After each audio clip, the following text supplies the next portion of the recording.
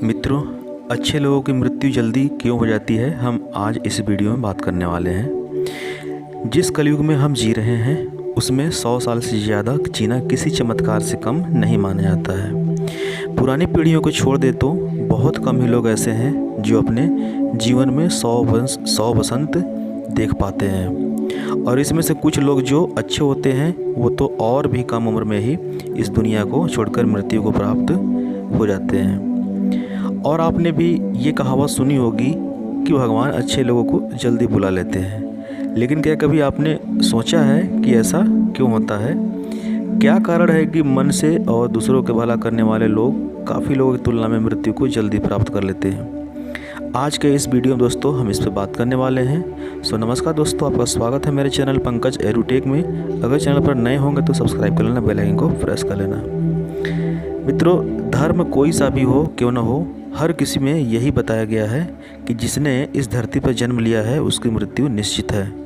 और अगर बात सनातन धर्म की करें तो इसकी एक मान्यता के अनुसार बच्चे के जन्म की छठी रात ही ब्रह्मा जी उसकी किस्मत लिख देते हैं, जिसमें उसके आने वाले कल जैसे विवाह, पढ़ाई, नौकरी, यहाँ तक कि मृत्यु की तारीख तक भी शामिल होती है।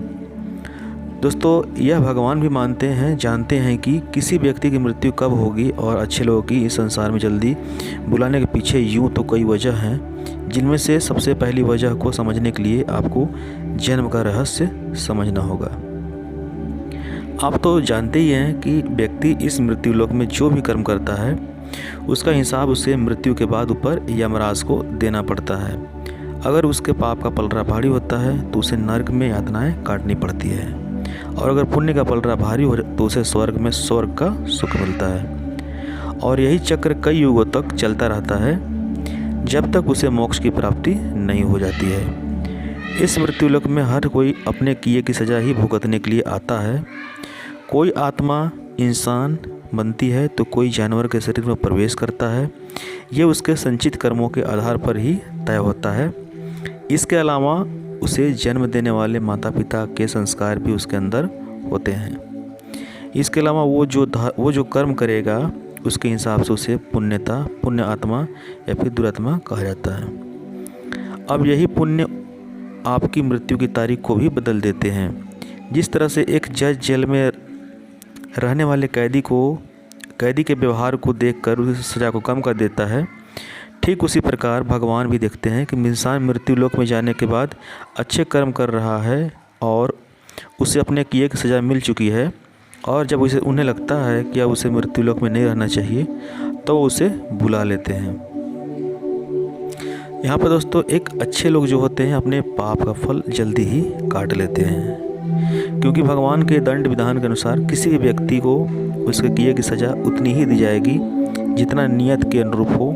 और दंड विधान की जिम्मेदारी संभालने वाले शनिदेव की कृपा से तो स्वयं भोलेनाथ भी नहीं बच सके, फिर हम इंसानों की तो क्या ही बिसात है। इसके अलावा एक और वजह यह भी है कि अच्छे लोग कम उम्र में ही वो सारी चीज़ें हासिल कर लेते हैं जिनके लिए उन्हें धरती पर भेजा जाता है।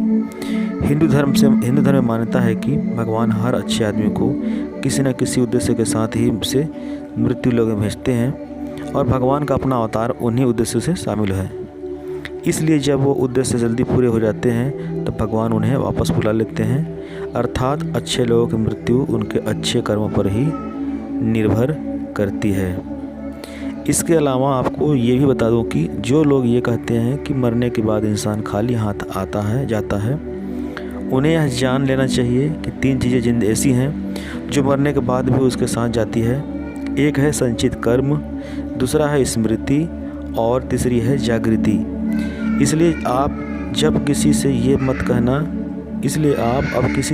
कहना कि आप खाली हाथ आए थे और खाली हाथ जाएंगे। क्या आपने कभी एकांत में सोचा है कि आपको यह मानव जीवन क्यों मिला है? तो दोस्तों, महाभारत में युधिष्ठिर महाराज के एक प्रश्न के उत्तर में भीष्म पितामह ने कहा था कि मनुष्य से बढ़कर कोई भी जीव नहीं है। आपको यह जानकर आश्चर्य होगा कि 84 लाख योनियों के बाद हमें मनुष्य जीवन मिलता है, और संसार के सभी प्राणियों में मनुष्य ही श्रेष्ठ है। मनुष्य जीवन का उद्देश्य क्या है? इसकी वजह है मनुष्य में सत्य एवं असत्य का विवेक कराने वाली हमारी बुद्धि का होना। लेकिन इस धरती पर हम दुनियादारी के चक्र में ऐसे चले जाते हैं कि हमारी बुद्धि सीमित दायरे में ही सिमट कर रह जाती है। हम सांसारिक सुखों को ही सब कुछ मानकर उसमें लिप्त रहने में ही अपना सौभाग्य और अपने जीवन की सफलता समझते हैं। यही गलती हम कर जाते हैं, क्योंकि इसके बावजूद कोई भी व्यक्ति यह दावा नहीं करता कि वह पूरी दुनिया में सुखी है। सच्चाई यह है कि हमें सामान्य मानव जीवन के उद्देश्य की पूर्ति के लिए निरंतर प्रयास करते रहना चाहिए। यह सच है कि अपने और अपने परिवार का भरण पोषण की जिम्मेदारी हमारी है और हमें इसे हर हाल में निभाना चाहिए।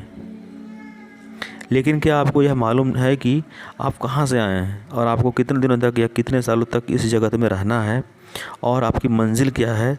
तो इन प्रश्नों के उत्तर में ज़्यादातर लोग यही कहते हैं कि पता नहीं, ऐसे लोग बड़े ही अजीब होते हैं। वो यात्रा तो कर रहे होते हैं पर यात्रा के संबंध में उन्हें कुछ जानकारी नहीं होती है। परम धाम तक पहुंचना है मनुष्य के जीवन का लक्ष्य है। उन्होंने मानव जीवन पाया है, लेकिन उन्हें अपने जीवन का लक्ष्य मालूम नहीं होता। हमारे आपके जीवन का मतलब एक उद्देश्य खोज लेना और अपने भीतर शांत रहना। कहा गया है कि मनुष्य आनंद लोक का वासी है और आनंद के परम धाम तक पहुंचना ही उसके जीवन का एकमात्र लक्ष्य भी है। इसलिए मनुष्य को इस संसार की मृग मरीचिका से निकलकर भव्य जीवन की प्राप्ति के लिए साधना के मार्ग को अपनाकर अपने गंतव्य को पहचानना चाहिए। अच्छे लोगों की मृत्यु जल्दी इसलिए होती है। इसी तरह दोस्तों, श्रीमद्भागवत गीता में भी भगवान श्री कृष्ण कहते थे कि ये एक आध्यात्मिक और ईश्वरीय जीवन का पद है, जिसे प्राप्त करने के बाद मनुष्य मोहित नहीं होता। मनुष्य कृष्ण भावना मृत या दिव्य जीवन को एक क्षण में तुरंत प्राप्त कर सकता है और हो सकता है कि उन्हें लाखों जन्मों के बाद भी यह प्राप्त न हो। दोस्तों, यह तो सत्य को समझने और स्वीकार करने की बात है। भगवत गीता कहती है कि वास्तविक जीवन का शुभारंभ इस बौद्धिक जीवन के पूरे होने पर होता है। दोस्तों, इन सभी बातों से यह तो स्पष्ट होता है कि हम सभी एक निश्चित समय के लिए धरती लोक पर आते हैं और कुछ विशेष कर्मों को करने के लिए आते हैं। जब हमारे वह कर्म पूरे हो जाते हैं तो भगवान हमें इस शरीर को छोड़कर मृत्यु के बाद आगे की यात्रा पर बढ़ा देते हैं। जैसे कि भगवान श्री कृष्ण ने भी ये कहा है, वास्तविक जीवन का शुभारंभ इस भौतिक जीवन के पूरा होने पर होता है।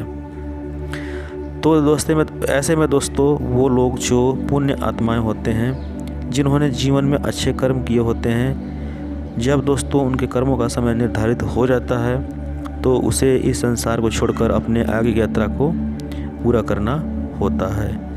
दोस्तों, इस वीडियो को देखने के लिए आपका बहुत बहुत धन्यवाद। आपका दिन शुभ हो।